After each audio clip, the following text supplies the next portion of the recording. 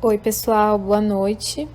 Hoje nós vamos falar um pouquinho sobre o sistema defensivo do basquetebol 3x2. O meu grupo é composto pela Ana Maria Zucca, pela Inaê, pelo Kleberson, pelo Michel, pelo William e por mim, Paloma. Bom, para começar, nós vamos estar conceituando, o sistema de defesa. O sistema de defesa são ações que a equipe se organiza e realiza, da defesa, com o objetivo de recuperar a bola, a posse de bola, do time adversário, conter um ataque, que seria evitar que o time adversário avance no ataque, e proteger a cesta no caso do basquete. Temos dois tipos básicos de organização, na defesa, que é a defesa por zona e a defesa individual, que a gente vai estar falando já já.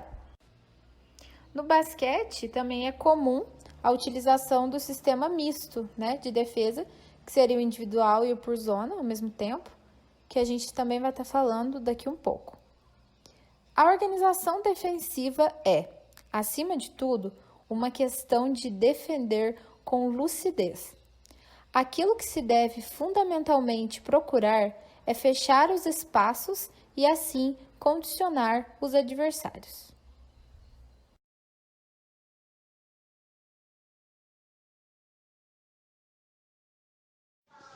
No basquete, a defesa é realizada pelos jogadores de uma equipe e ela busca neutralizar o ataque do adversário. Na defesa, no basquetebol, pode gerar o rebote ou toco, e ela geralmente se organiza em marcação individual ou marcação por zona, dependendo das características da equipe adversária. Além do que, pode ser usada a marcação mista também, que seria um misto dessas duas outras marcações.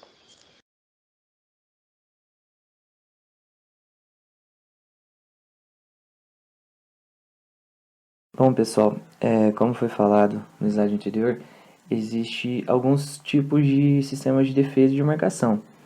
E vamos falar agora dos tipos de marcação que são usadas no basquete e alguns pontos nos quais chamam a atenção em cada um deles. Eu vou dar início agora falando um pouquinho sobre a marcação por zona. Hayes, ele destaca alguns pontos principais nesse tipo de marcação, sendo eles a dificuldade de infiltração ofensiva do time adversário. Com esse tipo de marcação, você dificulta os rebotes, por conta do time estar bem portado em quadra.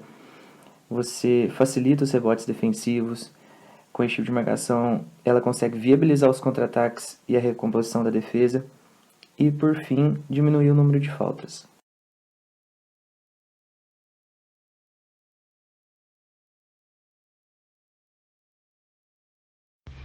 Oi pessoal, tudo bem com vocês?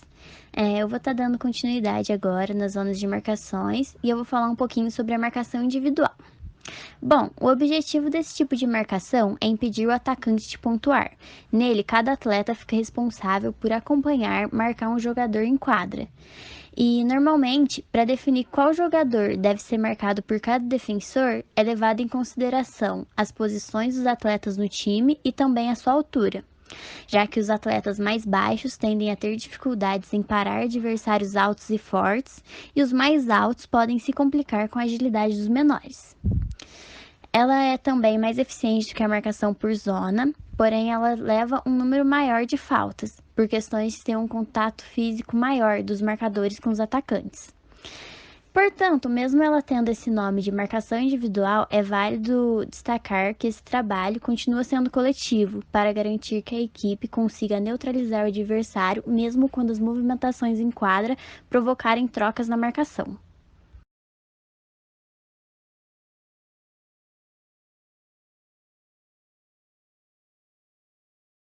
Em relação ao conceito de marcação mista, a defesa mista, ela basicamente utiliza tanto a defesa individual quanto a marcação por zona. Ela consegue abranger os dois tipos de marcação em um único estilo.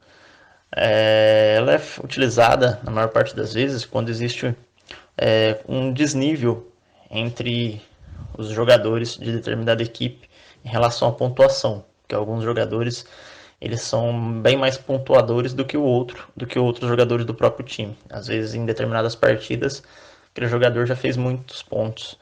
E aí, dessa maneira, esse jogador ele passa a ser marcado individualmente, enquanto os demais jogadores são defendidos por zona. Então, é feita uma marcação individual sobre esse jogador.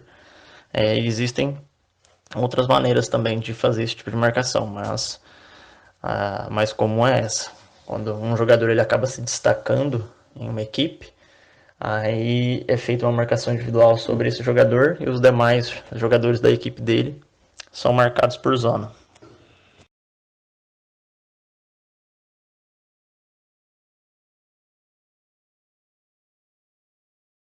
No sistema por zona 3-2, a contagem é sempre com a bola de frente para a cesta.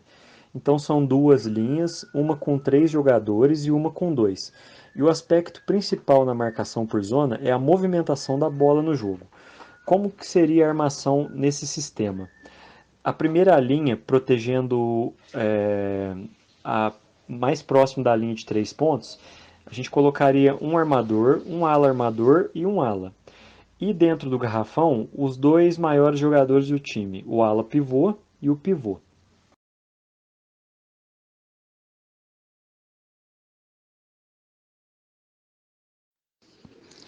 Bom, pessoal, agora eu vou estar falando para vocês sobre os pontos positivos do sistema defensivo.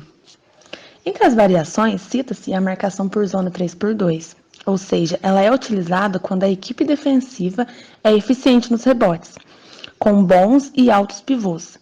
Assim, por subentender-se uma grande possibilidade do adversário ser induzido aos arremessos e, por consequência, ao erro, forma-se uma linha de 3 defensores na parte superior do garrafão e outra de 2 mais próximos à cesta, auxiliando que a equipe defensiva evada rapidamente para o contra-ataque, logo após a conquista do rebote defensivo.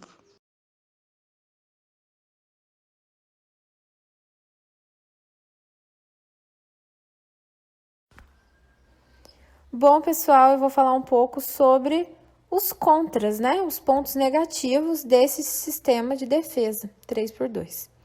Bom, os contras são o fundo desprotegido, né? Talvez o meio do garrafão, só que isso depende muito da movimentação dos jogadores, já que conta com 3 jogadores na linha de 3 pontos e 2 dentro do garrafão. Importante observar os espaços que possam aparecer durante o jogo. E esse sistema, ele não é eficiente caso o time adversário, né, tenha o tiro de 3 pontos muito bom. Aí, nesse caso, o sistema 3x2 ele não é eficiente como defesa.